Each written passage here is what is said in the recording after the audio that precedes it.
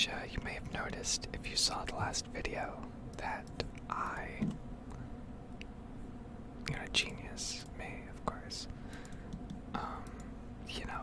reader of War and Peace, masterer in, not even master, fucking bachelors of physics, goddamn. No, I'm just trash. Anyways, I recorded 40 minutes of video and audio in the last video, and honestly, my opening ramble was really, I don't say it was really good, but, I had a lot to say.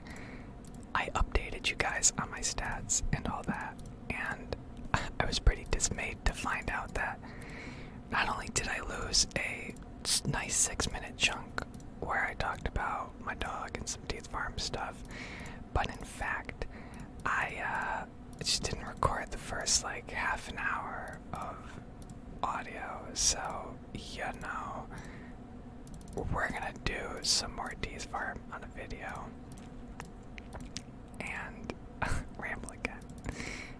I'm sad I wasn't able to ramble about all the crafting and the XP stuff I did, because I know that relaxes some people, all the jargon, but whatever. I guess I will point out a couple of things in the meantime then. So, for one, we got our herb lore level up, 74. Fishing level was 72, I think, last time I recorded a video, but we did a lot of temperos, almost 50, and we got up to 76. Definitely going for more because I want that fish barrel. We got some more combat levels. I'm almost 110, which is extremely exciting. It's the highest I've been in RuneScape for sure. Total and combat level. And total XP very soon. Agility, we finally rounded off to 70. Slayer 83. Cooking, we finally finished off the 85 from our 84 whip boosting with the wild pies. And farming 77, that's up a couple. Oh, and probably the biggest ones are, which you might have seen in the last videos, I got Fremnick hard. Due to just wanting tan leather, just the free herbal experience from doing it. And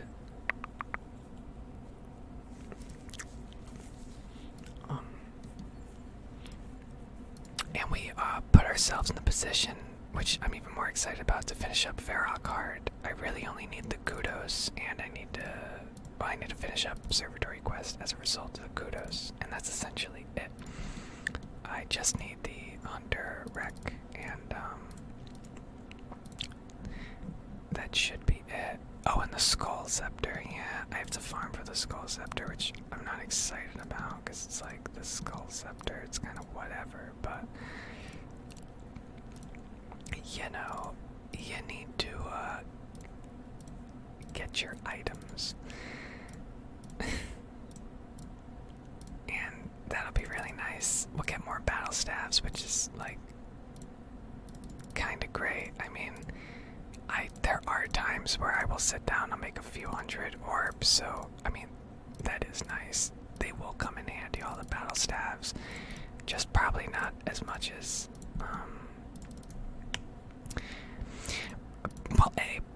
not as much as the double sandstone is going to be on 10% proc, right? From Varrock hard, you get a 10% chance to get double ore. It works on sandstone.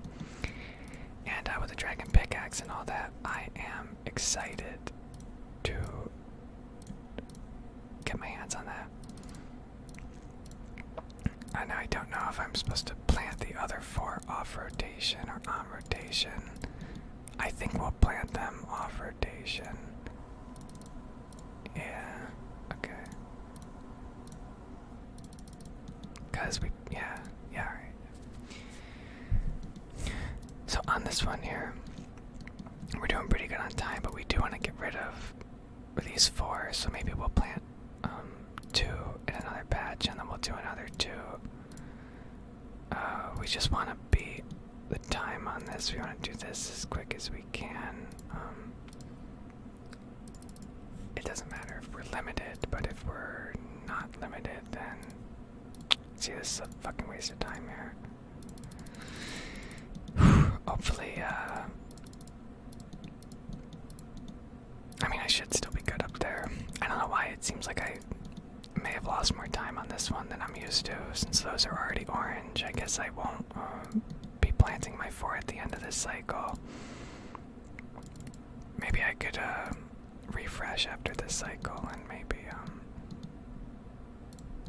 I don't know, plant them on the next one. I guess I'll do that. I was kind of talking a bit in my last video about how you want to utilize diagonal walk movements to minimize tile steps and, therefore game ticks spent, so you could maximize this. This is not fully efficient Tithe farming here at all. Doing just the 2 rows is actually pretty bad. You want to at least get another one involved at some point so you don't have leftover seeds. And so yeah, okay, so those are my updates. That's a little ramble about Tithe Farm. 72 crafting, that's another big one, and prayer's about to go up. So yeah, now that we're all caught up, we could ramble about something else. I rambled a bit about where I was in War and Peace last video. I could kind of continue that, but I kind of said most of what I wanted to. Just about where I was in the war parts, and I guess a couple thoughts I had about Tolstoy. I guess the last thing I'll bring up about Tolstoy that I think is quite funny is that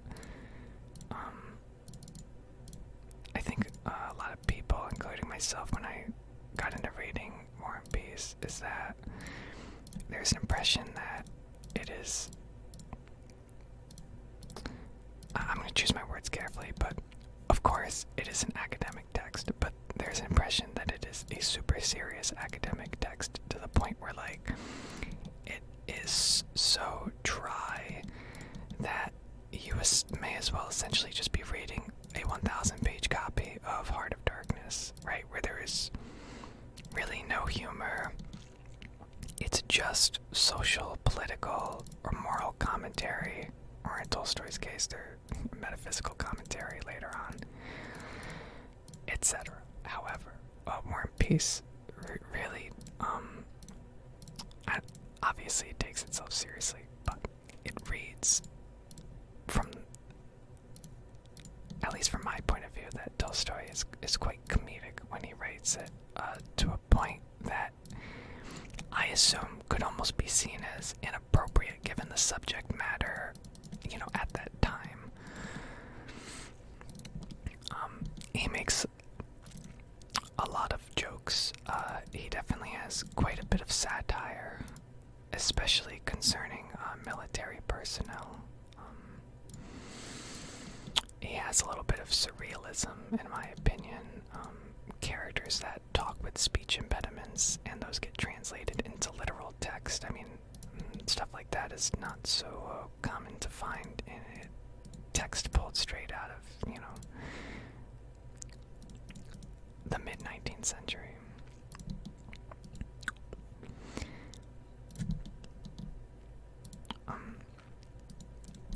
And on that note, as I've stated, I feel that the real challenge from War and Peace comes from you just need to, you might want to be good with names, and if you're not, then you'll probably need to practice keeping track of all of the characters with their foreign names. Vaska Denisov, and Nikolai Bolkonsky, just straight up Pierre is at least easy.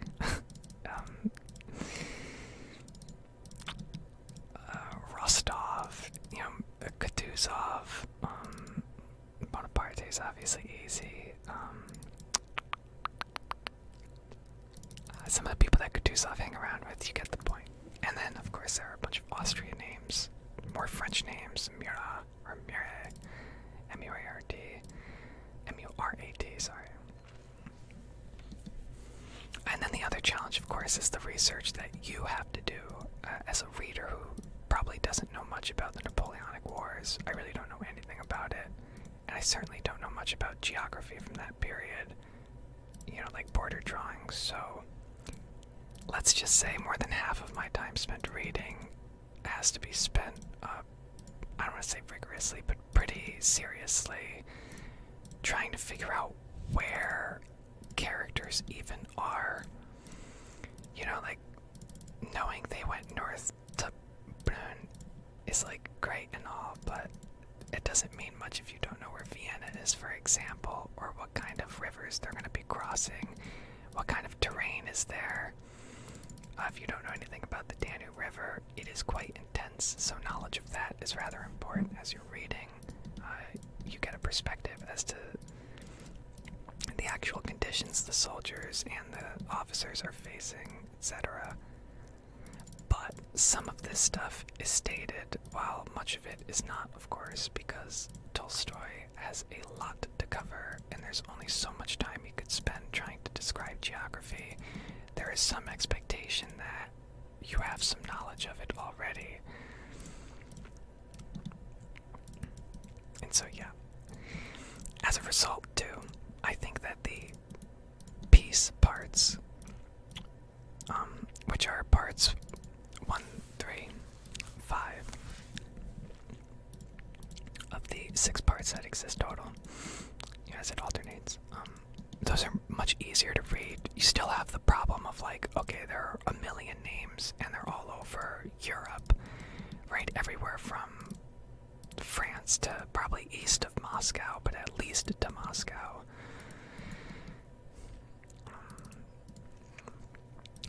But people are not moving around as often as they are. You're not trying to deal with deciphering actual military jargon and the need to visualize actual military encounters. I mean, you get what I'm saying.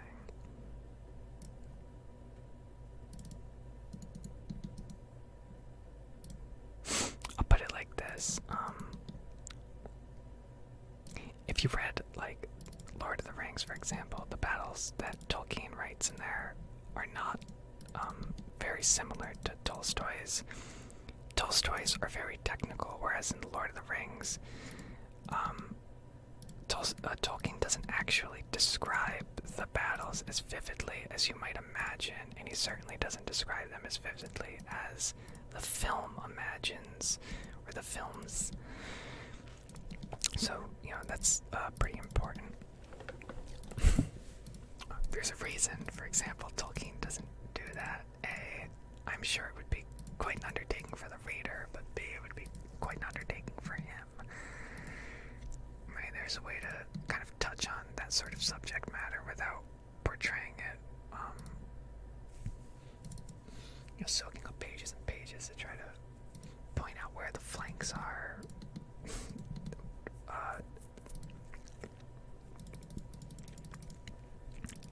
Strategies, etc. Where artillery is hitting at any given moment, like, just assumes shit is flying around, right? Black arrows, black orcs, everything, right? I'm sorry, I'm not doing a great job of rambling here because I'm trying to concentrate on the Tithe Farm, but you get the point. Is that Tolkien has a pretty, not Tolkien, Tolstoy has a pretty technical way of describing it. Another good counterexample to that would be Shakespeare, who, like in Macbeth, for example, Shakespeare writes in quite a large, not siege, but assault.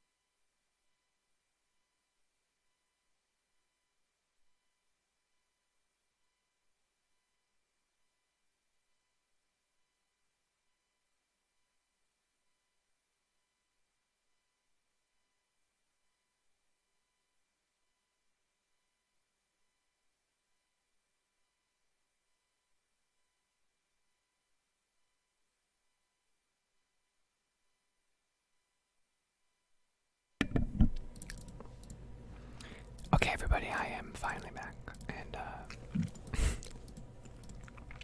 yeah, I don't even know what I was rambling about before. I know I was going on a bit about War and Peace, and that might have been where I stopped when I got cold. I'm in the middle of a Tithe Farm run here, eating some cereal.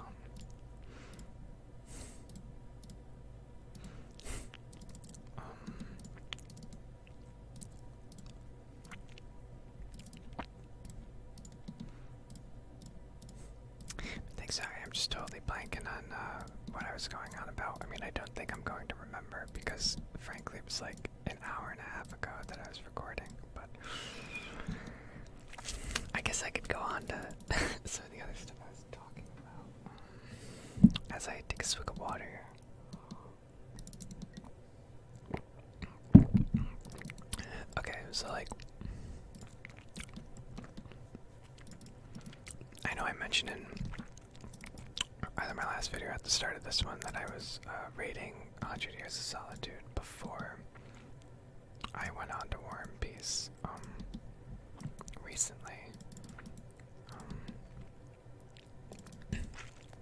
I got a little past halfway through 100 Years of Solitude. I'm on the chapter that opens with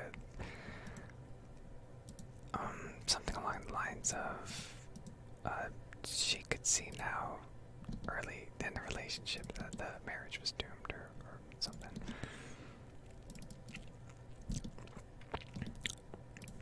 Referring to one of the quote-unquote second half generation. One of the early of the second half generation story. Anyways, if you don't know much about the story, that might not make any sense, but yeah.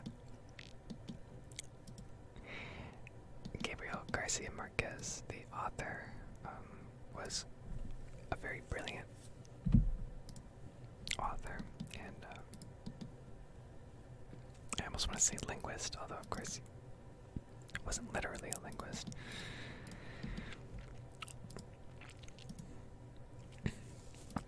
He actually won a Nobel Prize for 100 Years of Solitude, which is very significant, of course, to win a Nobel Prize in literature. That's pretty much the highest esteem you could get. I would argue that the Pulitzer is a little, could be a little questionable at times. If you have the same opinion for some reason, maybe feel free to share that.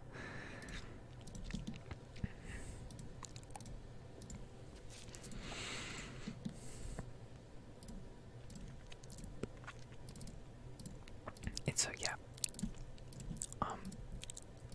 Therefore, it must have been a pretty significant work, right? Well, yes, it was. There's one definitive English translation available. I forget the name of the translator that Marquez worked with. But it is not only the definitive one, but I believe it's the only one, which makes it pretty hard to choose what you want to read. Because on novels like Don Quixote or War and Peace, Tolstoy for War and Peace wrote it in Russian, of course. For Don Quixote, you have Cervantes. Why can't I think of his first two names? Miguel. Yeah, Miguel Cervantes. Well, yeah. He wrote Don Quixote in Spanish, right? 1600, I believe. So, a lot of translations exist for those, as those are quite older works, which were definitely not translated immediately. And was certainly done so before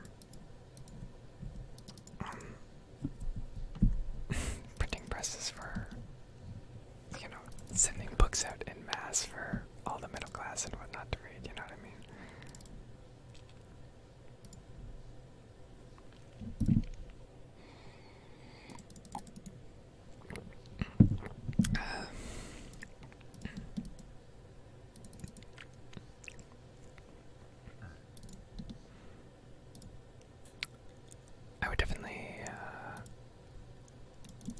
yeah, so I guess before I go on to talk about Tithe Solitude, I guess I'll briefly go over Don Quixote since I mentioned it. I did not finish Don Quixote. Big surprise here.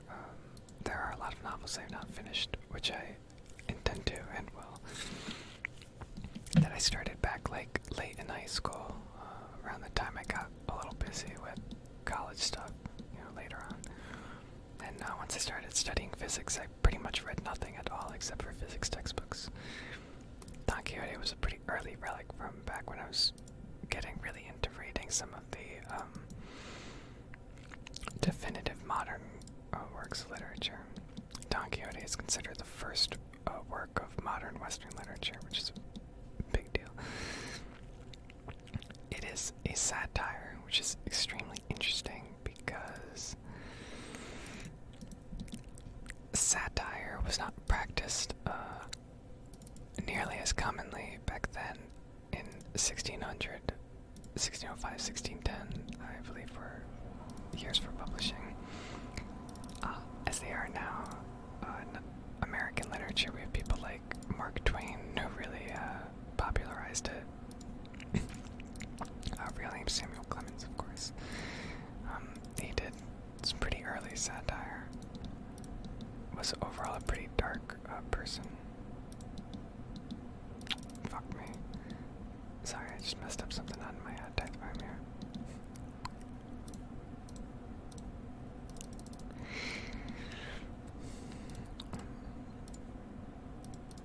It's also, Don Quixote is quite a dark satire. The first half is rather dark and I don't want to just say dark and depressing, but it is dark and disturbing. The character Don Quixote is, you get the impression, at least by today's perspective, like, with psychology being as widely practiced as it is now, Don Quixote would be a pretty classical case of somebody who is mentally insane, for lack of a better word. He is delusional, not in a, he's just delusional sort of way. He suffers from crippling delusions of grandeur to the point where he is not really in touch with reality.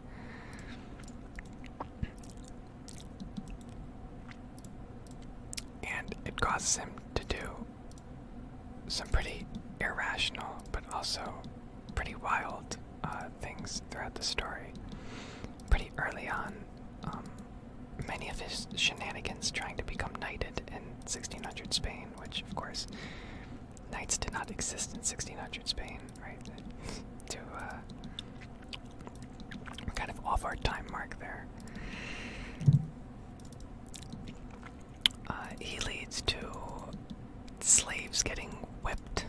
He kills multiple people early on, like murders them either under false pretense that they are an enemy, such as a ghost,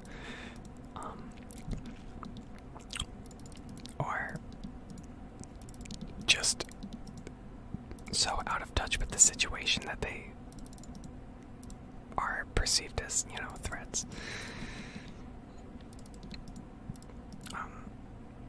He isn't really held accountable, which is a pretty big part of it.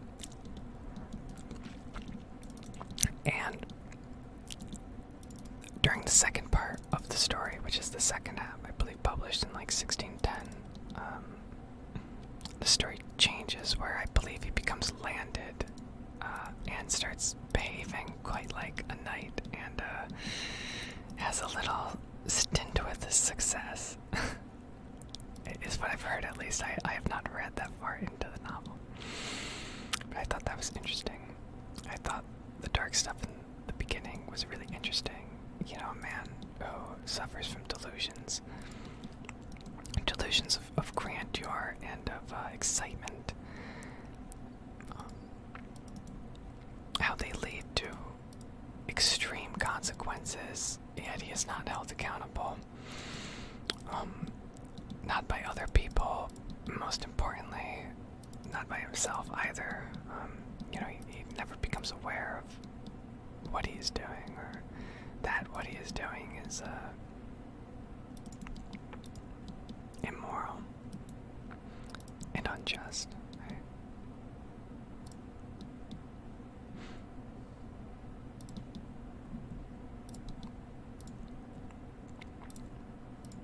So yeah, Don Quixote, quite a bizarre text, frankly.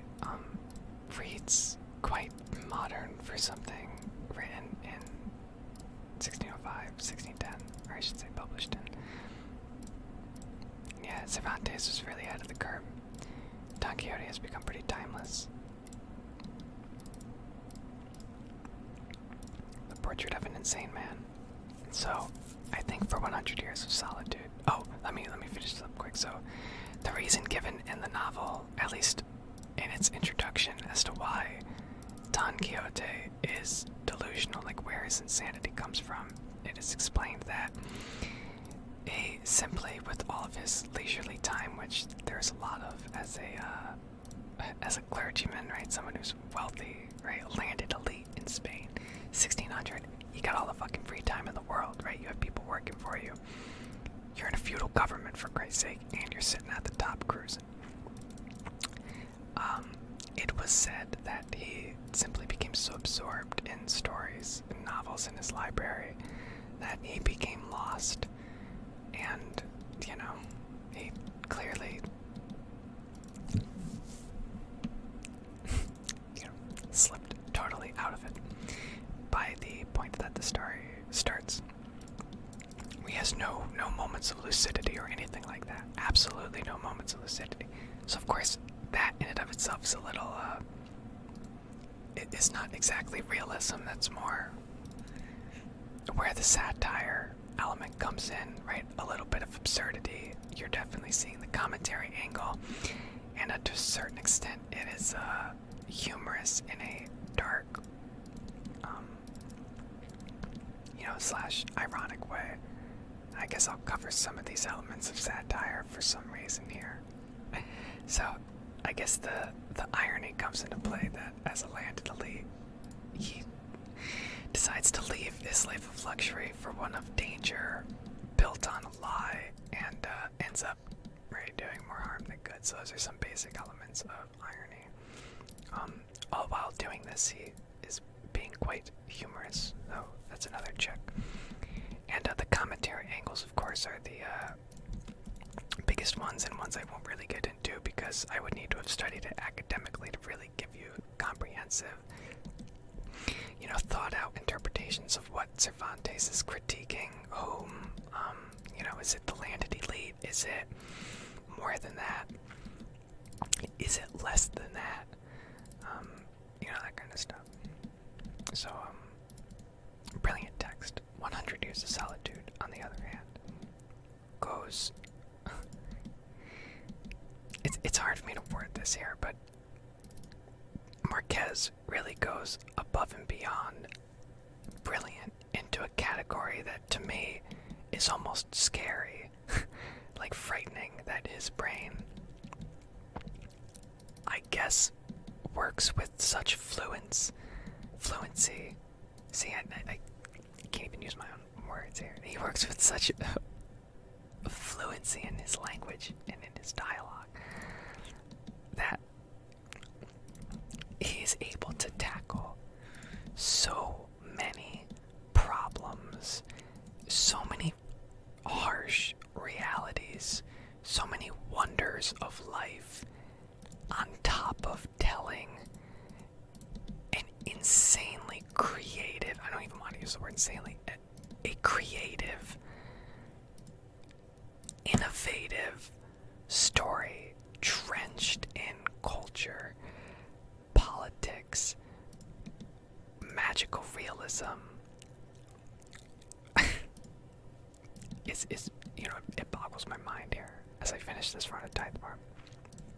It truly boggles my mind. He reminds me a lot of, from interviews I've seen and whatnot, of some of the very, undisputably genius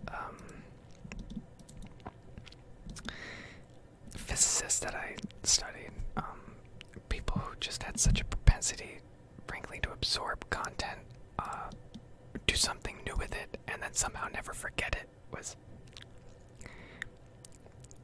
pretty eerily similar. So we're actually gonna run here, switch out my loners for a different spellbook. I'm gonna take a little break from Tithe Farm. Got some good XP. One more and have a level. Well, you know what? Maybe we'll do one more. Finish up our little literary ramble here, I guess. Well, what is my Slayer task? Yeah, okay, let's do one more of these. Because then my next tree run will level me to 78. So yeah, okay.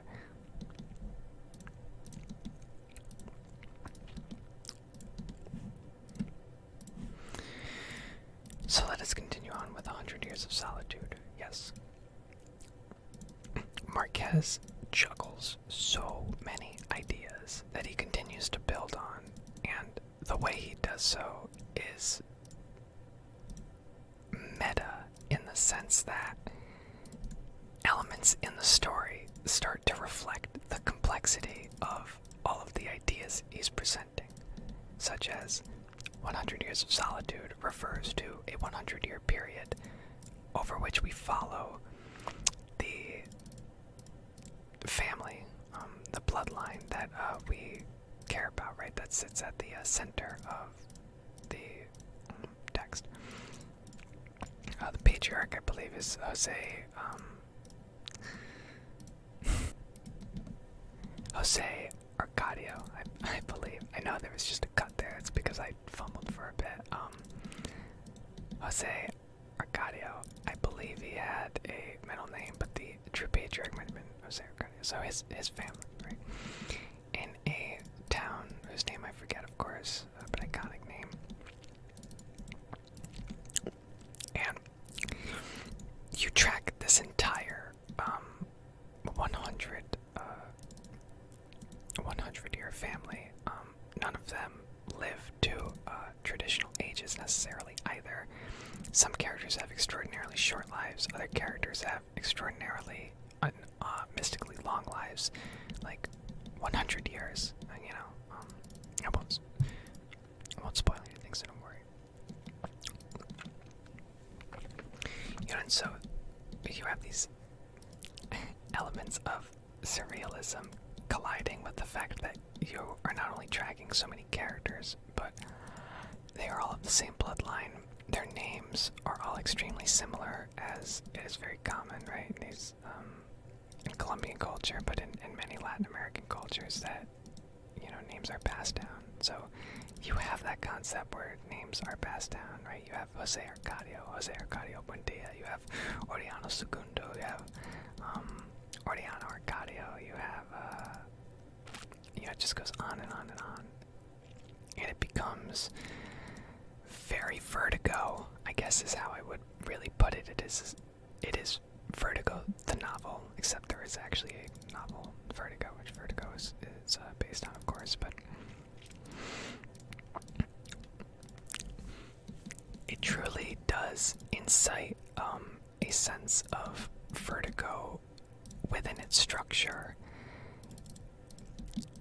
And as you layer that on top of everything you experience within the actual content, you're left with a really breathtaking piece of work where you cannot deny the authorship at all, or the genius of it, right? This is something that kind of rushed over me when I read Heart of Darkness in early college, actually in high school, before a college course I took in high school. I was just blown away by Joseph Conrad's ability to weave all these ideas not only into such a short text, but within the structure of the text itself. Right? It wasn't just the words he used or the story being told, it was the way the pages and the paragraphs and the syntax were all laid out for you to see that gave you the impression that you were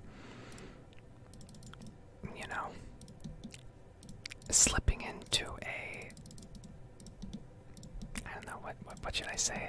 I guess, for lack of a better word, just a headspace, pushed onto you by the author.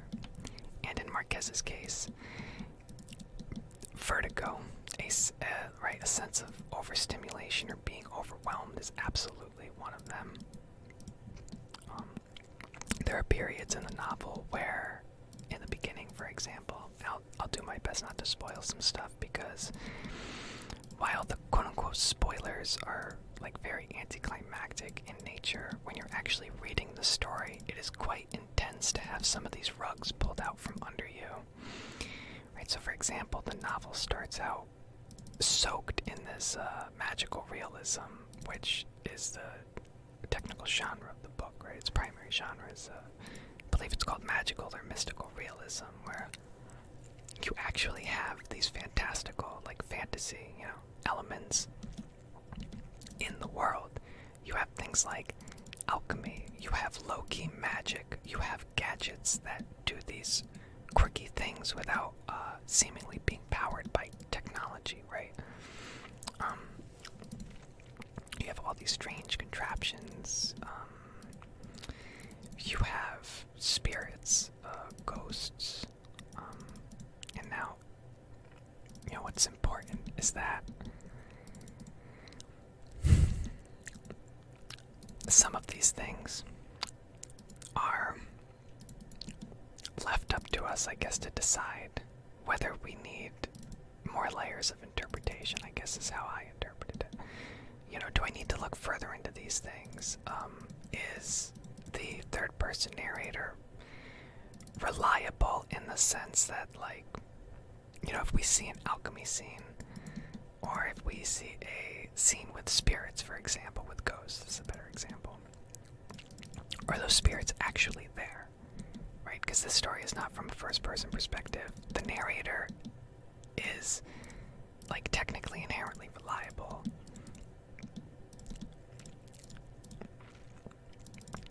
So,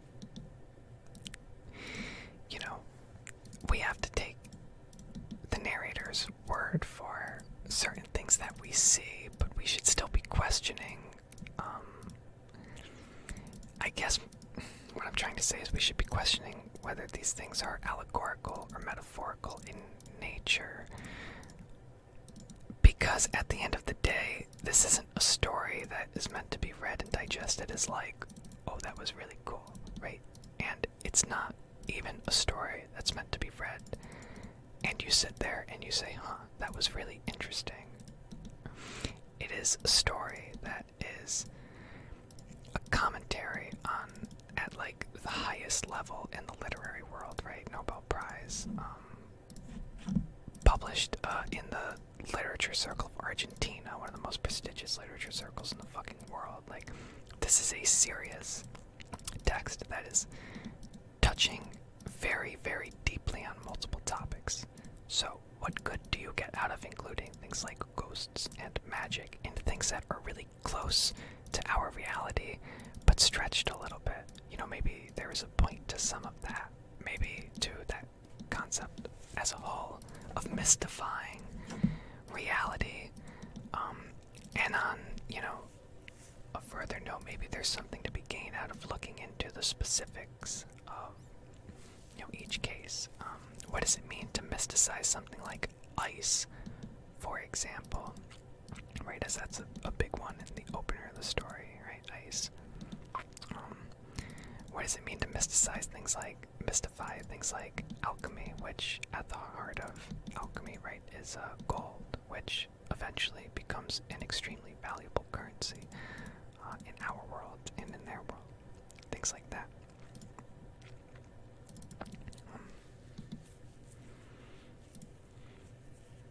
And so yeah, we basically haven't talked about the plot at all, and we're already,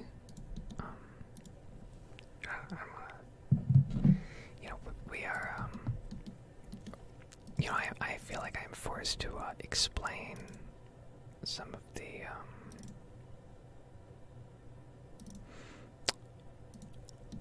some of the things about the novel that make it stand out to me are also some of the things I think are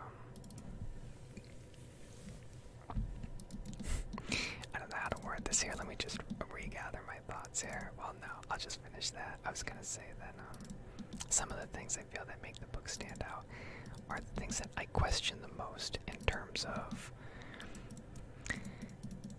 I think they are the heaviest commentaries he tries to include.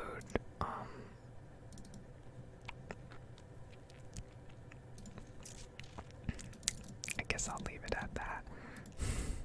And so, sorry, I mean, obviously I didn't rehearse any of this, you know, I'm just sort of rambling on.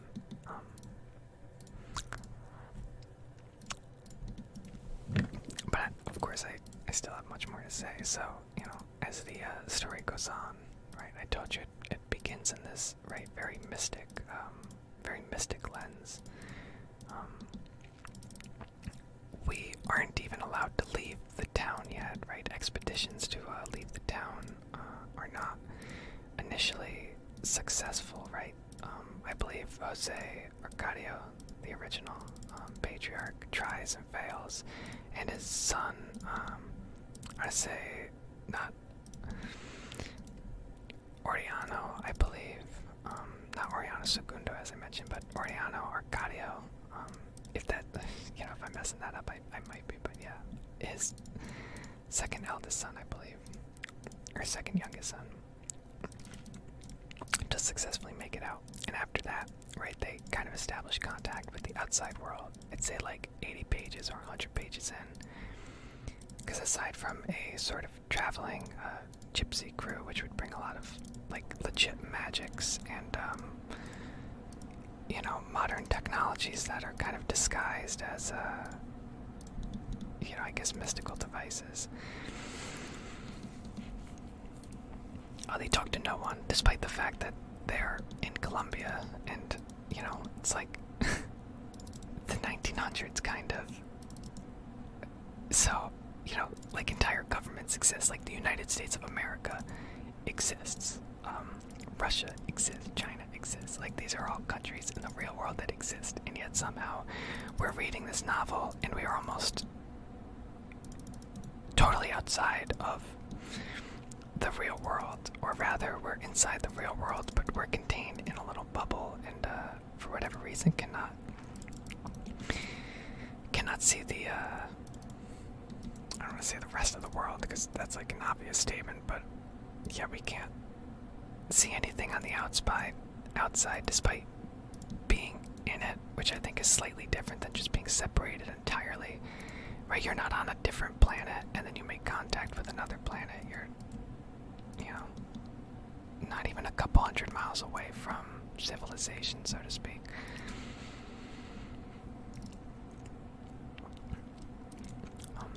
And the mystical elements of the story kind of slowly start to disappear, and world politics, very classical problems and occurrences in Central and South America, basically, since the beginning of the liberation, which is revolution, pops up pretty intensely. And it is hinted at the beginning of the story, but, you know, maybe you expected to be headed there, but the way he presents this shift in perspective from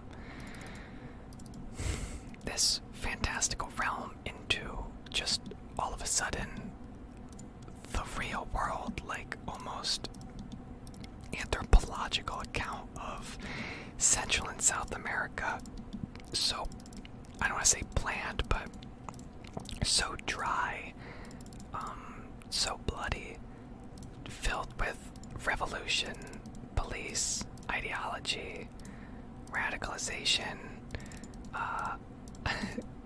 reactionary, you know, regimes, etc. You get my point. It takes quite a heavy turn, and I guess unlike, or to me at least, unlike,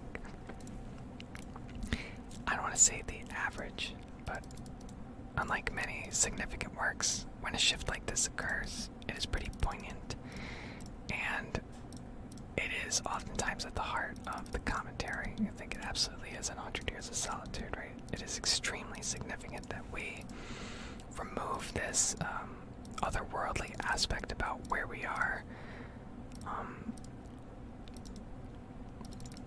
and we sacrifice our comfort for globalization, right? Not like in a political way, but globalization in the sense that we now are able to communicate with everyone. There are suddenly new worlds of information, of philosophy, of technology, of currency. You're forced into the world economy suddenly, everything.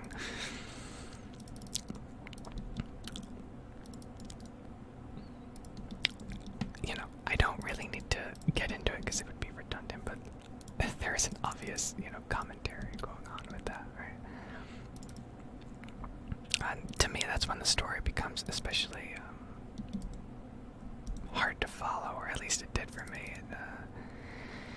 It certainly picked up around there in terms of me trying to, or me being able to read it like at a reasonable rate and not slogging through the pages. It is definitely also when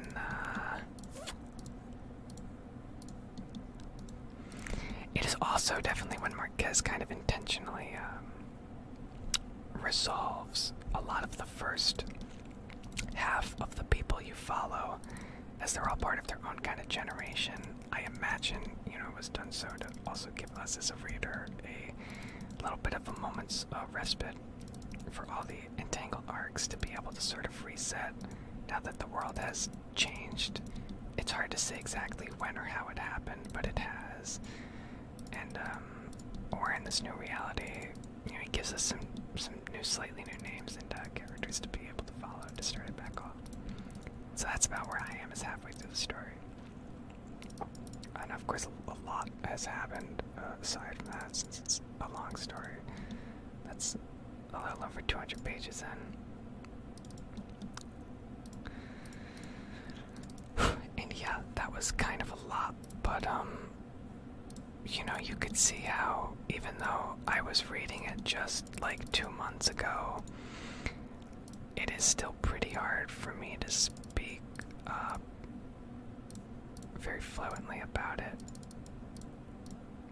as it is such a layered text, just layers on top of layers. And I would say that is definitely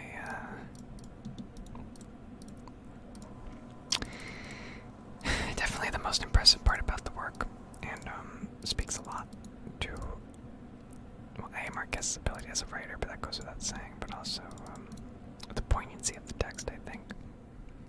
Not only is he working on these commentaries at once, he is doing so very successfully, very swiftly, very eloquently, and therefore each of those commentaries is amplified, not just due to the eloquence and the synergy of them all, but because we are reading what actually kind of feels like a fully not actualized, but like a fully realized world and family line.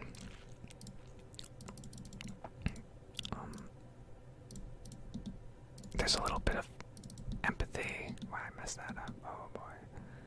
Killed off 2 plants. That's gonna be some XP for me, y'all. Whatever.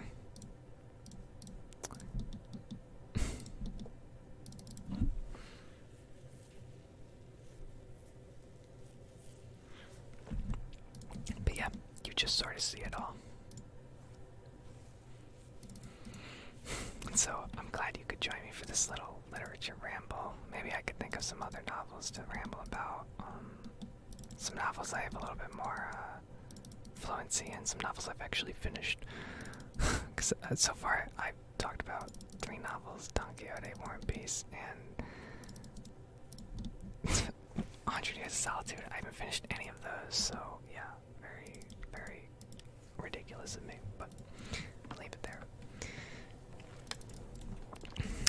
Definitely do have some other favorite novels, of course. Well, those aren't my favorite because I haven't finished them, but I do have some favorite novels I guess I would love to discuss. Might make you sleepy, maybe get you interested in reading some of these. Just before I head off, since I'm finishing up this Tithe Farm run anyways, I could think of a few.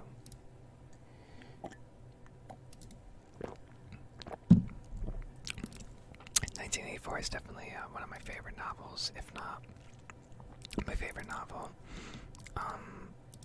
Blood Meridian is also really high up there by Cormac McCarthy. That's probably not one you've heard about. I'm not going to talk about Blood Meridian on here because it's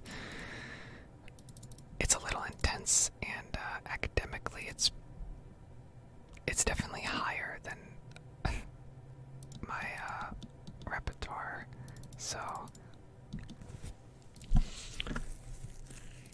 I don't want to, I just don't want to get into that. 1984 is definitely something I could talk a bit about. Some of the things I feel like I don't know, took most out of. I think I've got a bug plan here. No, alright. Not took most out of, but yeah, I'm kind of rambling, trying to focus, but yeah. 1984 would be a good one. Not so much Blood Meridian, maybe one day.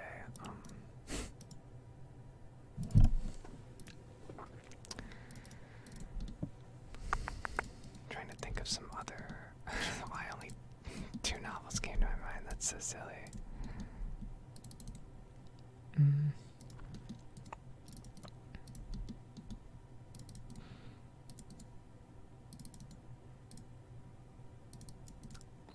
Just finishing up here while I think. Yeah, I really have no idea how only 2 of my favorite novels popped into my mind. Blood Meridian and 1984. There are definitely other novels at the very top of my shelf. Like, what?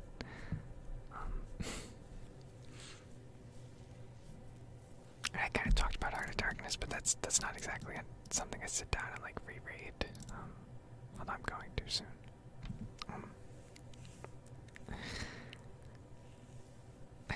Yeah. So here, I'm gonna deposit this. Alright. Pretty good farming. I'm gonna level up soon. Unfortunately, I don't think I'll be able to level up on camera, as I might need to wait a bit more, so we are going to switch over my lunars. While I do this, let me go onto my Goodreads account. Yeah, it's so stupid, but I'm gonna go onto my Goodreads account, look at my books, just to fucking. See, this is why I have an account like this, so that I can keep track of what I'm working with here.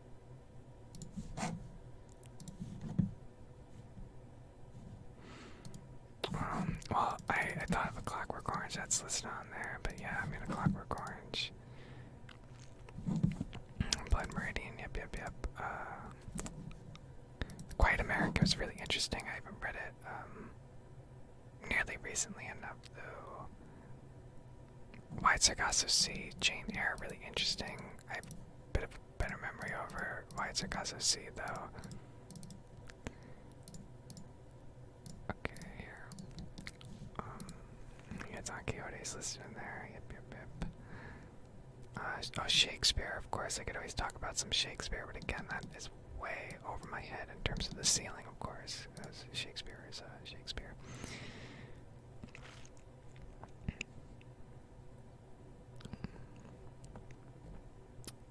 Yeah, alright, well, I'll leave it there since I'm done with that, and